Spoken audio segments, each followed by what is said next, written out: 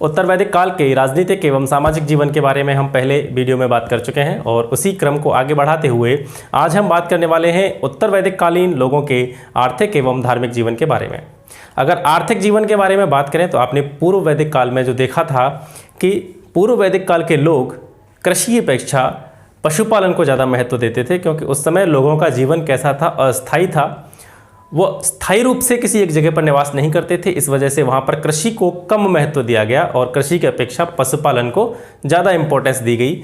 इसके विपरीत उत्तर वैदिक काल की तरफ जब बढ़ते हैं, यानी पूर्व वैदिक काल के अंत और उत्तर वैदिक काल के प्रारंभ के बारे में जब हम जाते हैं तो वहाँ हम देखते हैं कि यहाँ पर कृषि का महत्व थोड़ा बढ़ जाता है, क्योंकि यहाँ पर लोहे की जानकारी हो जाती है। पूर्व वैदिक काल के लोगों को लोहे की जानकारी नहीं थी और इस काल में यानी उत्तर वैदिक काल में लोगों को लोहे के बारे में पता चल जाता है और लोहे के आविष्कार से, लोहे के बारे में जानकारी से कृषि के क्षेत्र में क्रांति उत्पन्न हो जाती है, क्योंकि कृषि कार्य करने के लिए लोहे से बने उपकरणों की आवश्यकता होती है। तो इस काल में लोहे से बने हुए कृषि उपकरण बनाए गए, जिससे कृषि के क्षेत्र में क्या हुई, क्रांति पैदा हुई।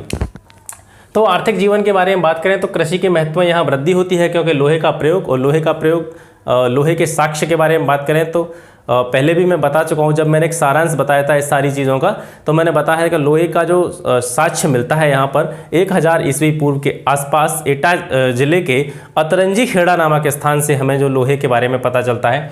तो यहाँ पर लोहे का प्रयोग होने लग जाता है, जिससे कृषि उपकरण बनने लगते हैं और कृषि के महत्व में वृद्धि हो जाती है। वहीं लोहे को उत्तर वैदिक काल में श्याम अयस या कृष्ण अयस के नाम से जाना गया। कृषि यहाँ पर लोगों का प्रमुख व्यवसाय बन जाता है, पशुपालन को कम इम्पोर्टेंस दिया जाने लगता है। ठीक है, इसके बाद में यहाँ पर एक चीज़ और देखने को मिलती है, जो हल यूज होते थे खेती को जोतने के लिए, खेतों को जोतने के लिए जो हल यूज होते थे उसमें 6 से 8, 12 और 24 बैलों तक के जोते जाने का प्रमाण मिलता है। अब जैसे आपने पूर्व वैदिक काल में देखा होगा, जो मुख्य कृषि का मुख्य जो एक अनाज था वो था जौ, जिसे हम यव के नाम से पुकारते थे। लेकिन उत्तर वैदिक काल की तरफ बढ़ते समय हमें प्रमाण प्राप्त होते हैं, जैसे अतरंजी खेड़ा से जौ, चावल एवं गेहूं के प्रमाण प्राप्त होते हैं। हस्तिनापुर आधुनिक मेरठ जो जगह है, वहाँ से चावल एवं गन्ने की प्रजातियों के बारे में पता चलता है। यानी आपने देखा कि पूर्व वैदिक काल में जो अनाज के बारे में हम बात करते थे तो वहाँ केवल जौ के बारे में पता चलता है, लेकिन जैसे जैसे उत्तर वैदिक काल की तरफ बढ़ते हैं तो आपको यहाँ पे पता चल रहा है कि उत्तर वैदिक काल की तरफ बढ़ते समय पशुपालन की अपेक्षा कृषि को ज़्यादा महत्व दिया जाने लगा। तो कृषि से संबंधित नए नए अनाज उगाने लगे, जैसे कि जौ, चावल, गेहूँ और यहाँ से भी हस्तिनापुर से भी जो है गन्ना के भी प्रमाण मिलते हैं। पहले जो सिंचाई होती थी पूर्व वैदिक काल में वो प्राकृतिक चीज़ों से ज़्यादा होती थी, वर्षा के जल पर डिपेंड रहते थे, नदी के जल पर डिपेंड रहते थे। ठीक है, इसके अलावा वहाँ खनित्रमा, स्वयंजा और खनित्रमा नाम की 2 पद्धतियों के बारे में पता चलता है जब हम पूर्व वैदिक काल में पढ़ते हैं। तो यहाँ पर जो है प्राकृतिक चीज़ों की अपेक्षा तालाबों और कुओं से जो सिंचाई थी उसमें वृद्धि होने लगती है। तालाब और कुओं के साथ साथ पहली बार नहरों के प्रयोग के बारे में भी उत्तर वैदिक काल में पता चलता है। पशुपालन की बात करें तो पशु पालने में लोग जो जिन पशुओं को पालते थे उनमें गाय, बैल, भेड़, बकरी, गधा, सूअर, इनका पालन अत्यधिक मात्रा में किया जाता था। उद्योग धंधों के बारे में बात करें तो प्रमुख व्यवसायी इस काल के यानी उत्तर वैदिक काल के जो प्रमुख व्यवसायी थे वो कुंभकार होते थे, जिन्हें इस काल में कुलाल कहा जाता था। ठीक है, कुंभकारों को क्या कहा जाता था, कुलाल कहा जाता था। वहीं उत्तर वैदिक काल में कौन कौन से व्यवसाय प्रचलित थे, सबसे ज़्यादा कौन कौन से व्यवसाय प्रचलित थे, इनकी जानकारी वाजसनेयी संहिता या तैत्तरीय ब्राह्मण नामक ग्रंथ में मिलती है। इन ग्रंथों में बताया गया है, इन ग्रंथों में लिस्ट दी गई है पूरे जितने भी व्यवसाय थे उत्तर वैदिक काल से संबंधित, उन सभी की सूची वाजसनेयी संहिता और तैत्तरीय ब्राह्मण में देखने को मिलती है। इसके अलावा व्यवसायों से संबंधित कुछ शब्दावलियां हैं जो भी अक्सर करके पूछी जाती हैं पेपरों में। तो कंटकीकार किसे कहा जाता था, जो बांस की वस्तुएं बनाता था। जो व्यक्ति बांस से संबंधित वस्तुओं को बनाते थे उन्हें कंटकीकार कहा जाता था। रस्सी बनाने वाले को, जो रस्सी बटते हैं, रस्सी बटने वाले को रज्जु सर्ज कहा जाता था। धातुओं को गला करके औजार बनाए जाते थे, तो जो लोग धातुओं को गलाते थे, जो शिल्पी धातुओं को गलाने का कार्य करता था, उसे अयस्ताप कहा जाता था। कपड़ा रंगने वाली स्त्रियों को रजयित्री कहा जाता था। ठीक है, और बेंत के जो व्यवसायी होते थे उन्हें विदलकार कहा जाता था। तो ये हो गई कुछ प्रमुख शब्दावली। इसके साथ साथ लोहे के बारे में आप यहाँ पढ़ चुके हैं कि लोहे को श्याम अयस या कृष्ण अयस कहा जाता था। उसके साथ तांबे को लोहित अयस, कांसे को अयस, चांदी को रुक्म या रुप्य, रांगा जो टिन होता है उसे त्रपु कहा जाता था। ठीक है, आप एक बार से फिर देख लेते हैं। लोहे को श्याम अयस या कृष्ण अयस, तांबा को लोहित अयस, कांसे को अयस, चांदी को रुक्म या रुप्य, रांगा को त्रपु, इन नामों से जाना जाता था। इसके अलावा जो मापने की इकाई प्रचलित थी उत्तर वैदिक काल में वो थी रत्तिका या गुंजा। रत्तिका या गुंजा के द्वारा जो है बांट की इकाई के रूप में इन्हें जाना जाता था। व्यापार पूर्व वैदिक काल की तरह ही पूर्व वैदिक काल में भी वस्तु विनिमय प्रणाली प्रचलित थी। मुद्रा का विशेष प्रचलन प्रारंभ नहीं हुआ था। तो पूर्व वैदिक काल की तरह ही उत्तर वैदिक काल में भी जो व्यापार की प्रणाली थी वो वस्तु विनिमय आधारित थी, यानी वस्तु विनिमय की जो प्रणाली थी वही उत्तर वैदिक काल में भी देखने को मिलती है। सिक्कों का यहाँ नियमित प्रचलन देखने को नहीं मिलता है। हालांकि सिक्के बनाए गए लेकिन नियमित रूप से उन्हें प्रचलन में नहीं लाया जा सका। धार्मिक जीवन के बारे में बात करें तो आपने पहले पूर्व वैदिक काल के धार्मिक जीवन के बारे में पढ़ा है। तो यहाँ पर क्या होता है, कुछ चेंजेस देखने को मिलते हैं धार्मिक जीवन के बारे में। क्या क्या चेंजेस देखने को मिलते हैं? जो प्रमुख परिवर्तन हैं उन्हें 3 भागों में बांटा जा सकता है कि पूर्व वैदिक काल से लेकर के उत्तर वैदिक काल तक धार्मिक जीवन में कौन कौन से परिवर्तन हुए, उन्हें कैटेगराइज किया जाता है 3 भागों में। पहला है कि देवताओं की महत्ता में परिवर्तन, देवताओं की इंपॉर्टेंस में परिवर्तन हो जाता है। दूसरा है आराधना की रीति में परिवर्तन, और तीसरा है जो उद्देश्य थे उपासना करने के जो उद्देश्य थे उनमें परिवर्तन। पहला कौन सा है? देवताओं की महत्ता में परिवर्तन। दूसरा है आराधना की रीति में परिवर्तन। इसके साथ साथ पूजा पाठ करने के जो उद्देश्य होते थे उनमें भी परिवर्तन देखने को मिलता है। ये 3 प्रकार के चेंजेस धार्मिक जीवन में हमें देखने को मिलते हैं। आराधना की रीति में परिवर्तन के बारे में बात करें तो यज्ञ जो थे, यज्ञ पहले भी होते थे, पूर्व वैदिक काल में भी यज्ञों के बारे में पता चलता है, लेकिन इस काल में आकर के, उत्तर वैदिक काल में आकर के यज्ञों की महत्ता जो है काफ़ी बढ़ जाती है। बड़े पैमाने पर यज्ञों में पशु बलि देने की प्रथा यहाँ पर देखी जा सकती है। बड़े पैमाने पर यज्ञों में पशुओं की बलि दी जाती थी, जिससे पशुधन का अत्यधिक ह्रास देखने को मिलता है, पशुधन में अत्यधिक कमी देखने को मिलती है। इसके अलावा जो अतिथि होते थे, गेस्ट होते थे, उस समय पर उन्हें एक अन्य नाम से जाना जाता था जिसे गोधन कहा जाता था। गोधन कहा जाता था।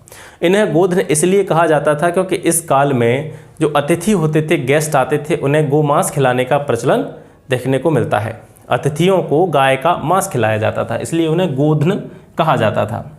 यज्ञ की दक्षिणा में जो पुरोहित यज्ञ कराते थे उन्हें दक्षिणा में किन किन चीज़ों को देने का जो है प्रचलन देखने को मिलता है। तो यज्ञ की दक्षिणा में पुरोहित को उपहार स्वरूप गाय, दासियाँ, सोना एवं कपड़ा एवं घोड़े दिए जाते थे। ठीक है, जो पुरोहित यज्ञ संपन्न कराते थे उनको दक्षिणा में क्या क्या चीज़ दी जाती थी? गाय, दासी, सोना, कपड़ा और घोड़े, ये चीज़ें पुरोहित को उपहार स्वरूप भेंट की जाती थी।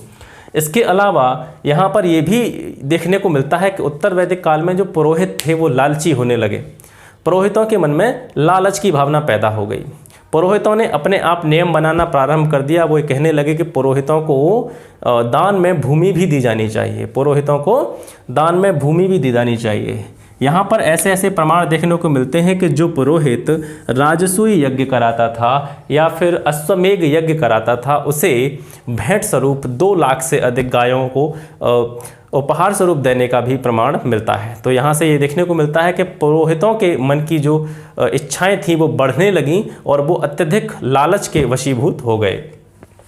आगे बढ़ते हैं। यज्ञ पूर्व वैदिक काल में भी होते थे, लेकिन यहाँ पर यज्ञों को 3 प्रमुख कैटेगरी में बांटा जाता है। यहाँ पर यज्ञों की संख्या में जो है वृद्धि होती है। आप यहाँ पर पढ़ चुके हैं कि यज्ञ यहाँ अधिक महत्वपूर्ण हो गए और कुछ नए यज्ञों का प्रचलन प्रारंभ हुआ। अगर इनको कैटेगराइज करें, अगर इनको श्रेणियों में बांटें तो पूरे यज्ञों को, उत्तर वैदिक कालीन यज्ञों को 3 कैटेगरीज में बांटा जा सकता है। एक है गृह कर्माणी, दूसरा है विशेष अवसर या त्योहारों पर किए जाने वाले यज्ञ, और तीसरा है महायज्ञ। गृह कर्माणी में कौन कौन से यज्ञ आते थे? जो कि कुछ विशेष अवसर जैसे कि जन्म, विवाह या मृत्यु के अवसर पर जो यज्ञ संपादित किए जाते थे वह गृह कर्माणी के अंतर्गत आते थे। इसके अलावा कुछ यज्ञ विशेष त्योहारों पर भी आयोजित किए जाते थे जिनके नाम हैं दर्श, अग्निहोत्र, सौत्रामणि एवं पूर्णमासी। ये यज्ञ थे, ये विशेष अवसरों या त्योहारों पर ही आयोजित किए जाते थे। इसके अलावा कुछ बड़े यज्ञों का जो है प्रमाण यहाँ पर देखने को मिलता है।